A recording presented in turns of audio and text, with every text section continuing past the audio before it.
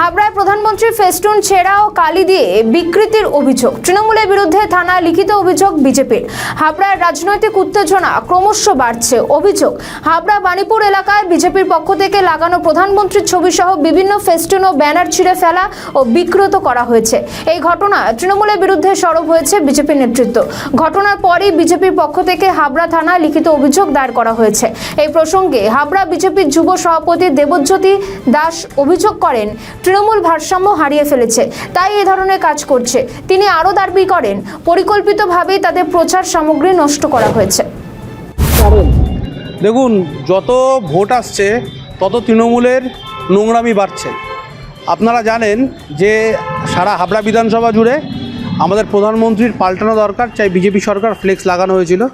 তৃণমূল সরকার এখন এতটাই মানসিক ভারসাম্যহীন হয়ে গেছে যে তারা প্রধানমন্ত্রীর যে ছবি, সেই ছবি বিকৃত করছে, তার সাথে তার যে ফেস্টুনগুলো আছে সেগুলো ছিঁড়ে দিচ্ছে। তৃণমূল যেই নোংরা খেলায় নেমেছে, তারা জানে যে হাবড়া বিধানসভায় তারা 50,000 ভোটে হারবে। এটা জেনে তারা এখন বুঝতে পারছে না কি করবে। আমাদের হাবড়ার যে বিজেপি প্রার্থী মাননীয় দেবদাস মণ্ডল যেই কথাটা বলেছিল, সেই কথাটা এখন তিলে তিলে খেটে যাচ্ছে যে ইয়ে ডার আমি আচ্ছা লাগা।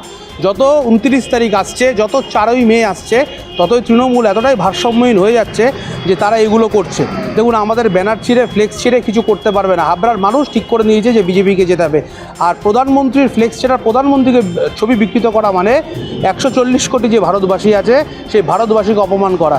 এই প্রধানমন্ত্রী শুধুমাত্র আমাদের একার প্রধানমন্ত্রী না, বিজেপির প্রধানমন্ত্রীর না, উনি 140 কোটি যে জনসংখ্যা আছে সবার প্রধানমন্ত্রী আর বিশ্ববরেণ্য নেতা। তো সেই ক্ষেত্রে তাকে অপমান করা মানে প্রত্যেকটা ভারতীয়কে অপমান করা।